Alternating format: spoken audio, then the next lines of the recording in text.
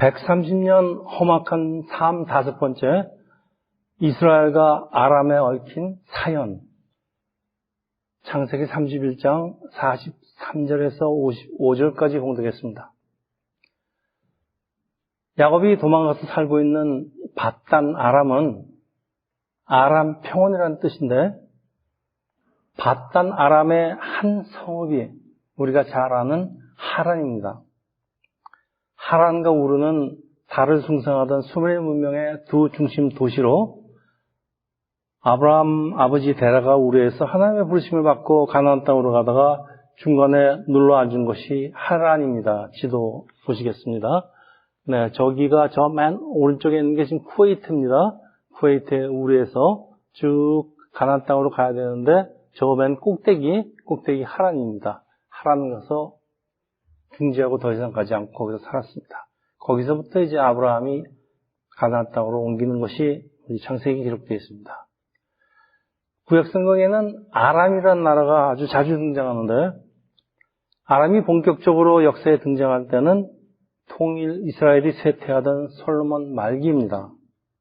아람은 오랫동안 이스라엘을 침략한 나라로 엘리사에게 문득병 치료를 받은 여러분이 잘 아시는 그 나아만 장군이 바로 아람 나라의 군대 장관입니다. 아람 나라가 사용하는 아람어, 기원전 500년경부터 기원 후 600년까지 한 1000년 이상 아시리아, 바벨론, 페르시아 등 대제국에서 공용어로 사용된 언어인데, 이스라엘이 나라를 잃고 흩어져서 자신의 언어를 잃어버리고 나중에 이스라엘로 다시 돌아와 사용한 언어가 아람어입니다. 아람어는 예수님이 사용하셨던 언어입니다. 그 헬라어로 쓰여진 신약성경에 가끔 엘리 엘리 라마 사막다니, 예수님이 십자가에서 부르짖으신 말씀인데 나의 하나님 어찌 나를 버리시나이까. 네, 이 아람어가 등장하는 이유는 아주 생생하게 당시에 일어났던 일들을 표현하기 위함입니다. 그리고 아람 사람은 구약 성경에 블레셋 다음으로 가장 많이 등장하는 족속인데, 노아의 아들 셈의 네 아들 중에 하나인 아람의 후손입니다. 아브라함의 아들 이삭은 아람 족속의 딸 리브가를 아내로 맞이했고, 야곱도 또 아람 사람 외삼촌 라반의 딸들과 결혼합니다. 그래서 이스라엘의 또 다른 별명이 아람 사람입니다. 신명기 26장 5절에 보면은 너는 또 내 하나님 여호와 앞에 이르기를 내 조상은 방랑하는 아람 사람으로. 이스라엘은 아브라함 아들들과 자손들과 아람의 딸, 후손들 사이에 태어난 족속이에요. 아람 사람은 아브라함의 후손인 사촌인 동시에 또 사돈까지 되는 아주 가까운 사이입니다. 이것이 이스라엘과 아람에 얽혀진 사연입니다. 그런데 오늘 사건 이후에 이 두 민족은 완전히 갈라져서 다윗 시대에는 이스라엘과 아주 적대 관계가 되어서 북이스라엘의 아합 왕은 아람과 전쟁에서 죽임을 당하게 됩니다. 이스라엘과 아람은 전쟁도 하지만은 솔로몬 이집트에서 사온 말들을 아람 왕들에게 되팔아서 하던 무역 상대자이기도 한데, 아람은 당시에 아수르, 바벨론 등 아주 주변의 강대국과 맞서는 강력한 제국을 형성했습니다. 그리고 이스라엘과는 가깝고도 먼 이웃으로 때로는 서로 싸우는 전쟁 상대로 존재하였습니다.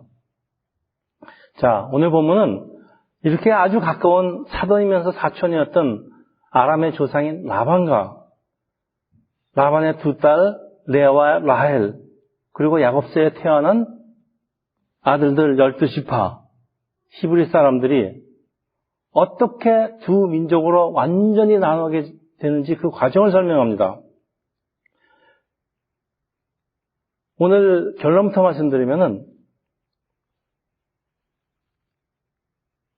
하나님의 택하심의 역사가 얼마나 중요한지, 그리고 두 번째로 하나님의 택하심 받아들이는, 하나님의 역사와 하나님의 말씀을 받아들이는 이스라엘과 라반의 자세, 아람 족속의 자세가 얼마나 다른지에 따라서 두 민족이 하나는 하나님의 쓰임을 받는 구원 지파가 되고 하나는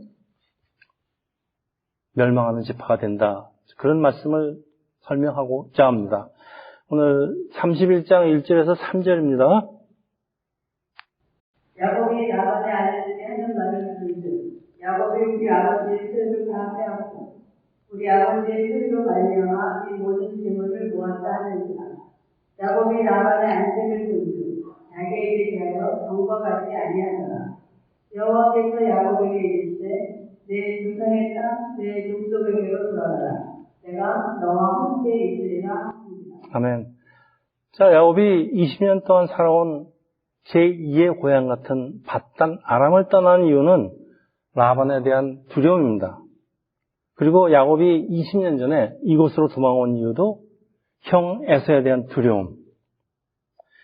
야곱의 삶에는 두 번의 큰 도주가 있었는데 그 동기가 모두 두려움 때문입니다. 우리가 성경을 보면서 잘 이해가 가지 않는 야곱의 그 이상한 행동들은 모두 야곱에게 있는 그 두려움의 발효입니다. 야곱은 자기 두려움을 이기지를 못하고 아주 이상한 행동들을 하고 있습니다. 자, 야곱과 라반의 아들들은 사촌이죠. 외사촌이면서 또 처남 매부사인데 그들의 아버지 재산을 가로채서 야곱이 재물을 모았다고 마치 원수 보듯 하는 이유는 무엇일까요? 전도서 4장 4절입니다. 하나님의 모든 수고와 모든 재물로 말미암아 이웃에게 시기를 받으니 이것도 헛되이 바람을 잡는 것이로다. 야반이 야곱의 가축을 도둑질한 것이 아니고 약간의 수고와 또 그 지난 시간에 한 그 바라봄의 법칙을 이용해서 부자가 되었지만은 그래도 사람들은 시기를 합니다. 여러분, 부자가 사람들한테 진정한 사랑을 받기가 이렇게 어렵다는 말씀 같아요. 우리 속담에 있죠. 사촌이 땅을 사면 배가 아프다. 네, 정확하게 들어맞습니다. 이거 우리만 그런 거 아니에요. 영어에도 있습니다. Turning green with envy. Sometimes it is hard to avoid the happiness of others. 다른 사람이 잘 되는 게 그렇게 기쁘질 않습니다, 여러분. 왜 가까운 사람이 잘 되는데 질투가 날까요? 마치 나에게 돌아올 행운을 빼앗긴 것 같을까요? 야곱의 가축이 많아지니까 더 이상 그 삼촌과 같이 지낼 수가 없는 상황까지 갔는데 라반은 사실 자기의 권리를 찾으려고 한 것인데 라반의 아들들은 질투가 납니다. 나의 권리를 지키다 보면은 때때로 다른 사람에게 불이익을 줄 수도 있다. 자, 우리 크리스찬 삶에서 똑같이 일어납니다. 예수께서 부자 청년에게 하신 말씀, 아주 유명한 말씀 아시죠? 재산을 가난한 사람에게 내어주고 나를 쫓으라 하시는 이유를 알 것도 같아요. 돈이 많으니까 사람들의 시기를 받으면서 예수 따르기가 아주 어렵다는 것을 잘 알지만은 만머신이 지배하는 세상에서 자기 재산을 포기하시는 사람은 많지 않습니다. 제 아주 가까운 결국 목사가 못됐습니다. 저한테 와서 그래요. 나는 돈이 저주스럽대요. 그 사람이 목사가 못된 이유는 돈이 너무 많았어요. 그래서 제가 그 친구 말을 오래전 목사가 되기 전부터 듣고선 깨달은 게, 야, 목사는 돈 갖고 하는 게 아니구나. 돈이 많으면, 돈 많은 사람들은요, 가난한 사람들이 겁납니다. 가난한 친척도 겁나고요. 자꾸 돈 달라고 그럴 것 같아서. 그래서 저처럼 아주 없으면 아주 마음 편합니다. 그래서 예수님이 부자 청년한테 너 가진 재산 다 버리고 날 쫓아라는 얘기가 저는 절실하게 다가옵니다. 돈이 많으면은, 자기 신도들 중에 돈이 많으면은, 예수님이 한 400명쯤 데리고 다녔대는데요. 그 사람들 그 돈으로 먹이면 좋을 것 같은데, 예수님 그렇지 않아요. 여러분, 이게 그렇습니다. 여러분, 그래서 재물과 존경과 사랑을 같이 얻는 것이 여러분 가능하다고 생각하십니까? 가능할 것 같죠? 저도 가능할 거라고 시도해봤습니다. 이거 과한 욕심입니다. 다 가질 수 없습니다. 그래서 하나님 자녀들은요, 어느 정도라도 자신의 권리를 포기하려는 마음의 준비 정도는 하고 살아야 됩니다, 여러분. 여러분 다 포기하는 소리는 못하겠습니다. 그렇지만은, 네, 여러분 포기할 준비는 하시고 살아야 돼요. 그래야지 가난한 사람들 도와주죠. 우리 야곱, 모은 재산을 가지고 도망가기로 결정하는데, 이런 야곱의 결정은 올바른 결정이었을까요? 자, 문제가 생기면은 싸워서 이기고 극복하는 습관을 길러야 또 다른 도망을 막아주는데 20년 전에 야곱은 에서와의 문제를 해결하는 방법으로 밧단 아람으로 도피를 선택하지만은 결과적으로 라반이라는 더 큰 호랑이 넷이나 사기꾼을 만나는데 이번에는 라반과의 문제가 생기니까 고향으로 도망갔는데 야곱은 미처 생각 못했을까요? 고향에는 20년 전에 에서와 미해결의 문제가 기다리고 있습니다. 야곱이 야복강에서 씨름한 이유가 바로 이 이유입니다. 여러분, 인생이 어려움이 찾아올 때 한 번 도망가기 시작하면요, 계속 도망가게 됩니다. 여러분 잘 들으세요. 여러분, 어떤 어려움이 오면요, 한번 피하게 되면요, 여러분의 인생은 그거 도망다니다 끝납니다. 절대 피하지 마세요. 그 문제와 싸워서, 이겨서 극복하세요. 그럼 다음에 또 다른 문제가 생기더라도 여러분 절대 도망가는 겁니다. 한번 이겨본 경험이 있어서 그래요. 여러분 이거 절대 명심하시기 바랍니다. 자, 어려운 일을 처할 때 우리가 하나님을 바라보아야 하는 이유는 하나님은 모든 방법을 아십니다. 내가 상상하지도 못한 방법까지 아시기 때문에요. 우리에게 피할 길을 알려주십니다. 그런데 이 야곱의 결정은 정확히 말해서 야곱이 다시 고향으로 돌아가는 사연은 야곱의 결정 같지만요. 그건 하나님의 섭리에 있습니다. 하나님의 섭리 안에 있는 사람들은요. 아무리 잘못 결정해도요. 하나님이 바로 잡아주세요. 야곱은 20년 전에 베들에서 한 서원을 잊어버렸겠지만은 하나님이 잊지 않으세요. 간섭하시고 서원을 잊어버리고 있는 야곱에게 서원을 지키게 하시는 그 인도하심까지 있습니다. 자, 야곱은 하란에서 20년 동안 아주 독한 훈련을 받았습니다. 그리고 훈련이 끝나고 이제 고향으로 돌아갑니다. 근데 야곱은 이제 그 야곱이 조금씩 변해서 이제는 하나님을 의지하는 것이 보입니다. 그게 31장 4절에서 7절 또 9절입니다. 야곱이 사람을 라헬과 레아를 자기 양떼가 있는 들로 불러다가 그들에게 이르되 내가 그들의 아버지 안색을 본즉 내게 대하여 전과 같지 아니하리라. 그러할지라도 내 아버지 하나님은 나와 함께 계셨느니라. 그들도 알거니와 내가 희생자하여 그들의 아버지 성격과는 그들의 아버지가 나를 속여 흠짝을 10번이나 강경하였느니라. 그러나 하나님이 그를 막으라 나를 해치지 못하게 하셨으며 하나님이 이같이 그들의 아버지의 가축을 빼앗아 내게 주셨느니라. 네, 하나님이 라반의 가축을 빼앗아서 자기한테 주셨다고 야곱은 고백을 합니다. 야곱이 두 아내를 불러서 그 라반에게 당한 걸 폭로하죠. 그리고 하나님이 함께 하셨다고 간증하죠. 품삯을 10번이나 속였다는 게 10번이라는 게 10번이 아닙니다. 10이라는 건 완전 씁니다. 이것도. 근데 야곱이 왜 이렇게 번번이 당해야 될까요? 야곱이 라반보다 수가 약해서일까요? 여러분 세상에 많이 속고 다치다 보면요. 세상에 대한 미련이 없어집니다. 제가 그렇습니다. 아무도 믿을 사람이 없다는 걸 알아요. 역시 믿을 분은 하나님밖에 없다는 사실을 깨닫고 하나님만 사랑하고 붙잡고 의지하게 되는 이 하나의 과정입니다. 그래서 여러분 야곱이 라반에게 당하는 과정은 사실은 하나님이 지금 야곱을 깎고 다듬고 변화시키는 과정이에요. 그래서 하나님은 우리를 깎고 다듬고 마치 옹기장이가 옹기를 빚듯 빚으시는데 여러분 조금씩 많이 당해보세요. 많이 당해보는 게 좋습니다. 많이 당하세요. 제가 그래서 당하라고 내버려 두기도 합니다. 자, 그래서 31장 11절에서 13절입니다. 꿈에 하나님의 사자가 내게 말씀하시기를 야곱아 함으로 내가 인자하기를 여기 있나이다 하네. 이르시되 내 눈을 들어보라. 양떼를 타는 숫양은 다 얼굴 위의 것, 점 있는 것과 알아보는 것입니다. 라반이 내게 행한 모든 것을 내가 보았노라. 나는 베델의 하나님이다. 내가 거기서 기둥의 기둥을 붓고 거기서 내게 소원하였으니 지금 일어나 이곳을 떠나서 내 실생으로 돌아가라. 아멘.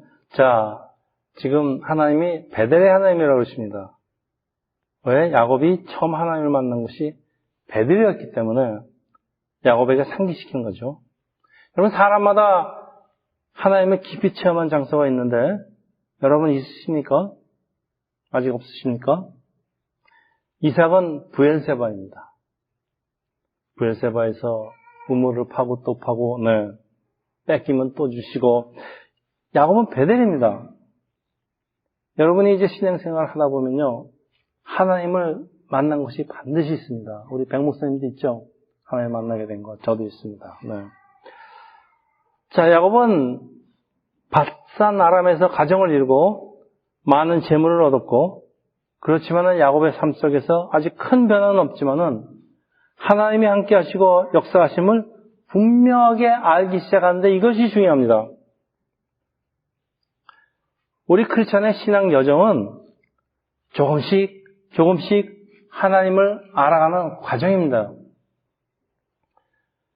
하나님이 야곱의 꿈에 나타나시고 야곱 입에서 이 모든 일들이 하나님이 하신 일이라는 것은 그런 신앙 고백이 나오니까 바로 고향으로 돌아가라 하시는데 여러분 30장까지는 야곱이 하나님께 의지하는 모습이나 감사가 보이지 않아요.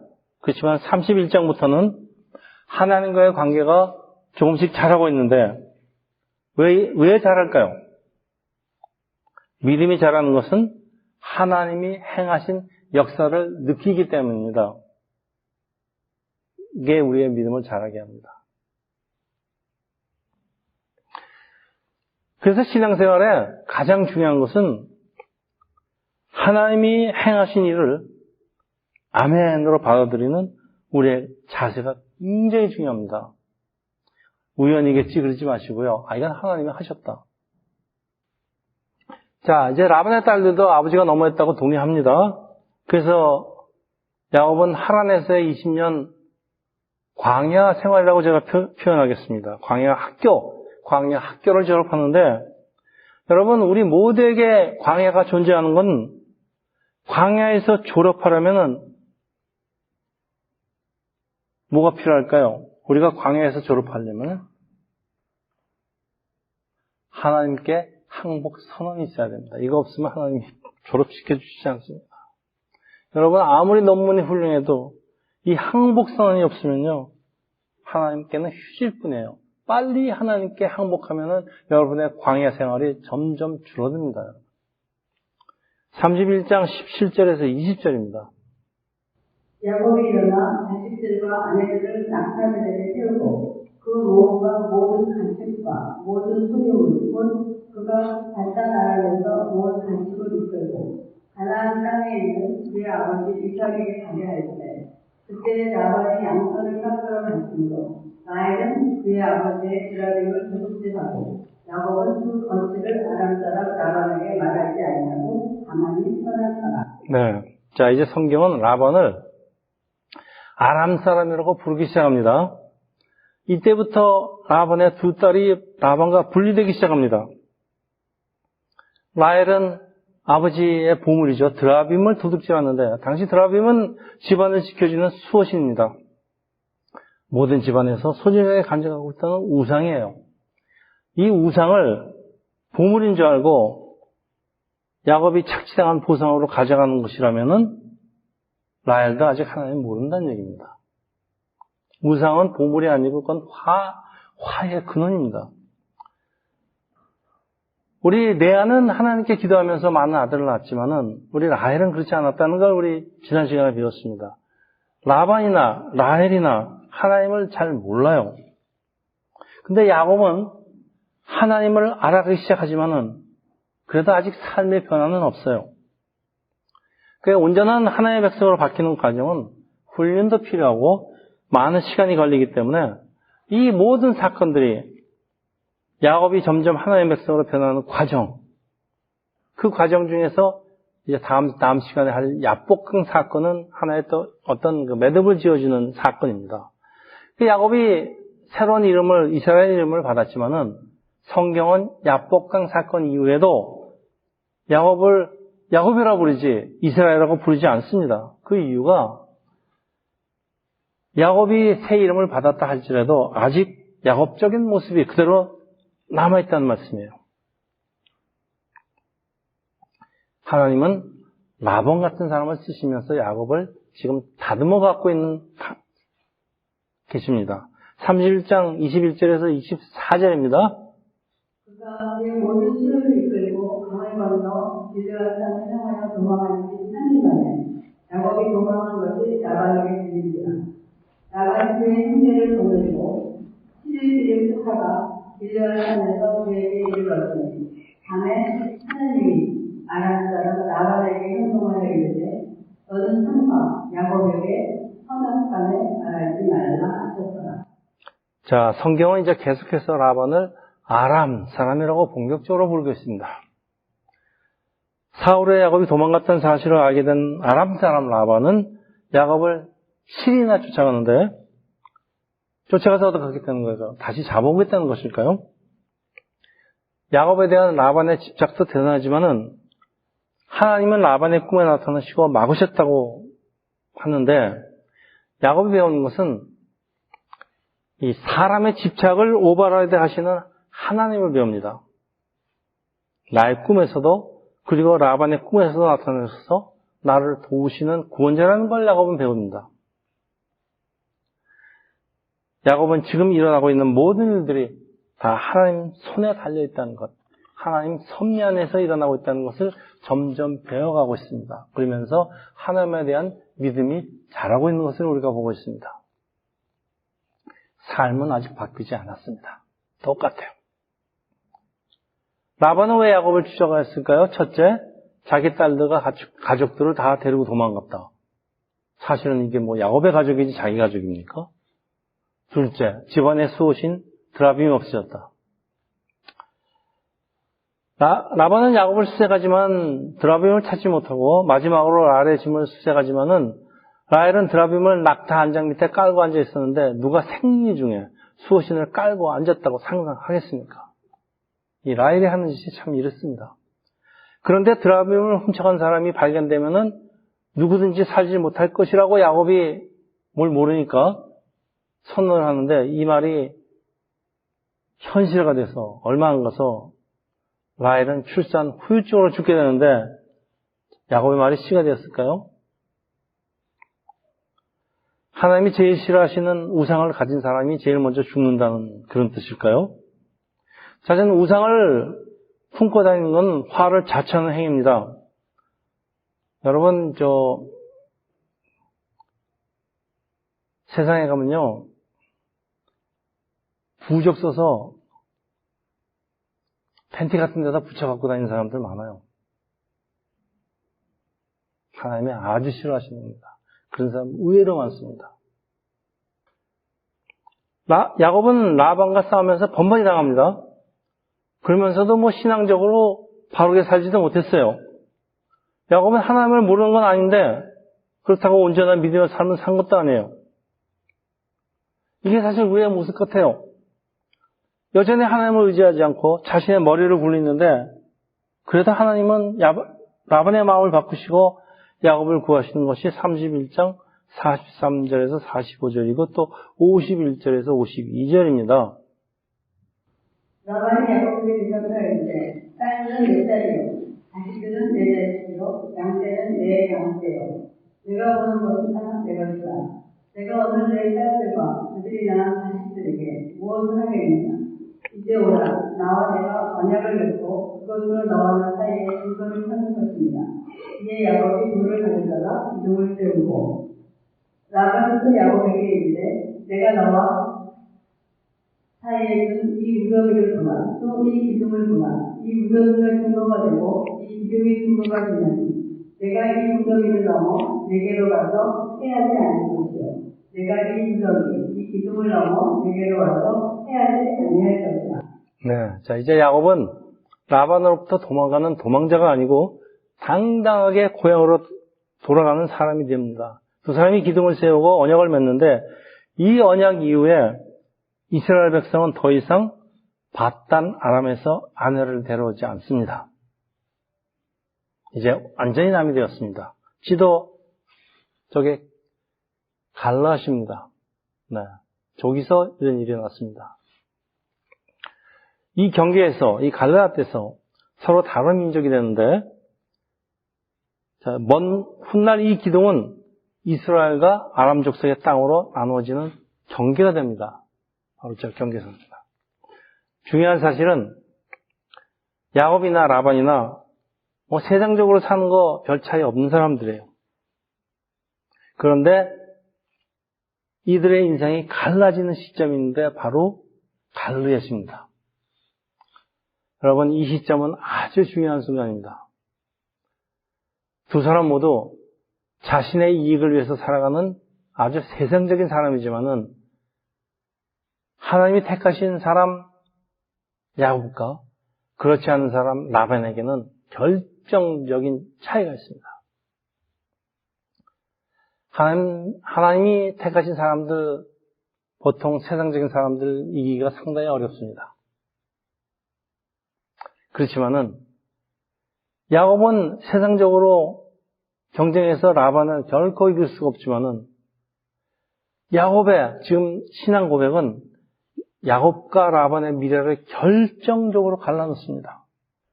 야곱은 이스라엘을 세우고 그 후손은 하나님의 구속사로 그리고 그 후손에서 예수가 탄생하지만은 이 아람 족속은 한 1000년 굉장히 번성을 했지만은 이스라엘을 괴롭히는 변방의 국가로 전락해서 결국 역사의 뒤안길로 사라져 지금은 없습니다.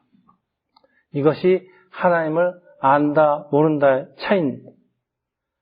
하나님을 아는 사람은 결국 하나님께 항복하고 따라가지만은요, 모르는 사람은 자기가 세상에서 제일 잘난 줄 알다가 그렇다고 생각대로 되나요? 생각대로 되지 않고 문제가 생기면은 문제가 해결하는 방법으로 현실이나 문제에서 도망을 갑니다.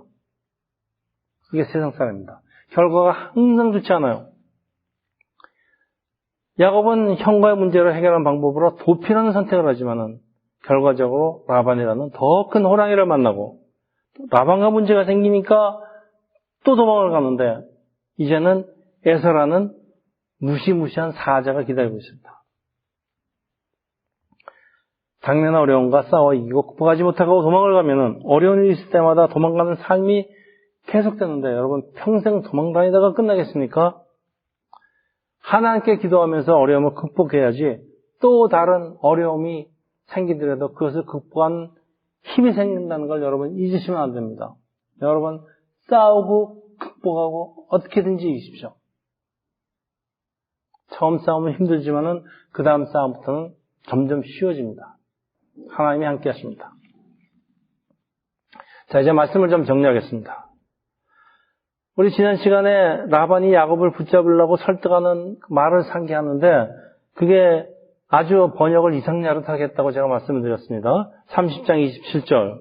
라반이 그에게 이르되 여호와께서 너로 말미암아 내게 복 주신 줄을 내가 깨달았노니. 네, 번역은 굉장히 다양했지만은 라반은 그래도 그가 잘 됐던 이유가 야곱의 하나님이 하신 일이라는 걸 고백을 해요. 그렇지만 감사는 안 해요. 반대로 야곱은 하나님이 하신 일이라는 사실을 알고 감사하는 걸 우리가 볼 수가 있는데 왜 이런 차이가 있을까요? 하나님 택하심이 있는 사람에게 주시는 하나님의 은혜가 함께하기 때문이고 이 모든 것은 다 하나님이 하신 일이지만은 그렇지만 다른 것은 우리가 하나님이 하신 역사에 응답하는 자세가 달라요.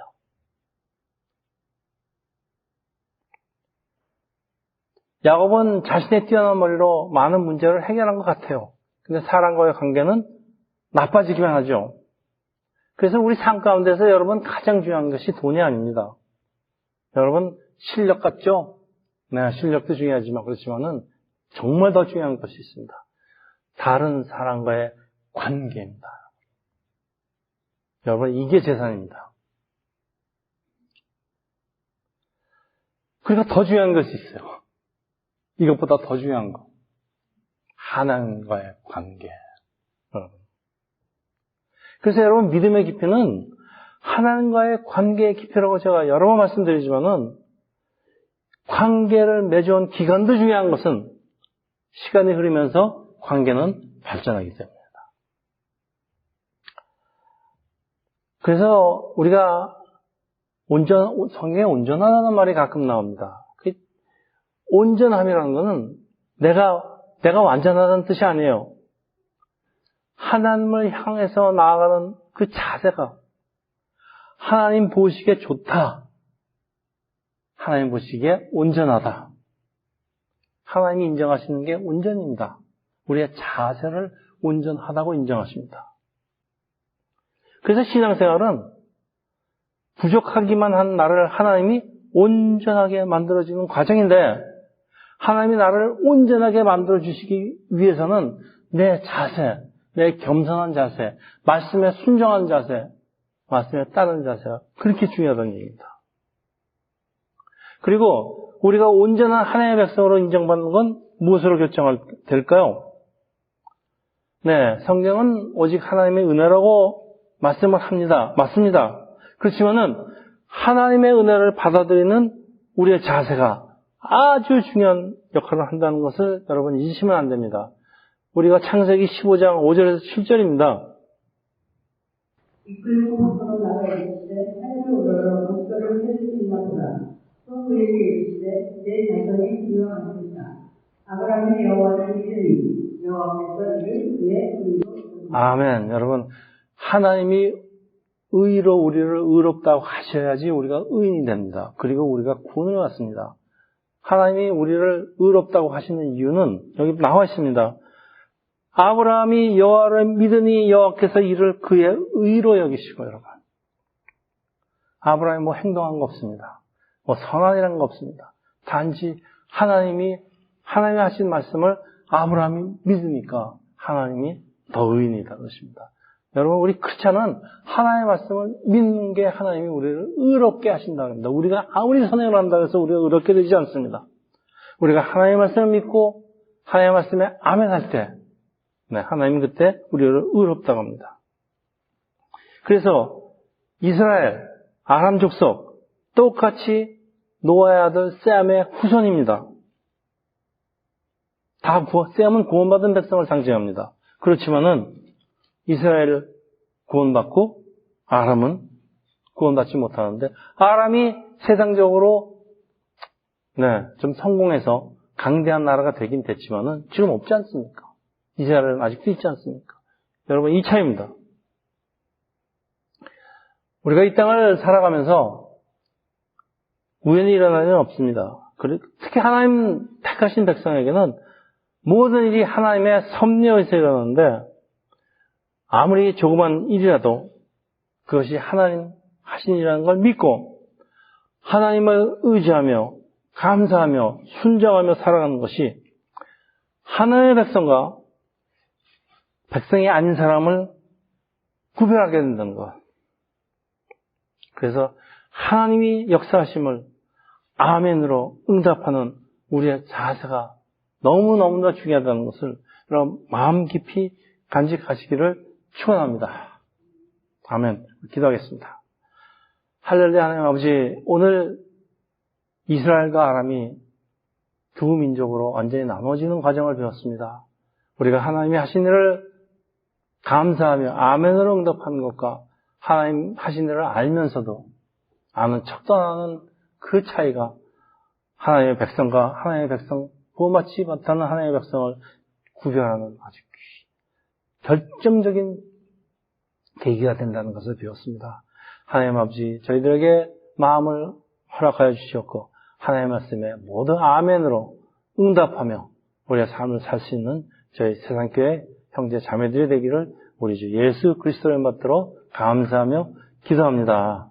아멘.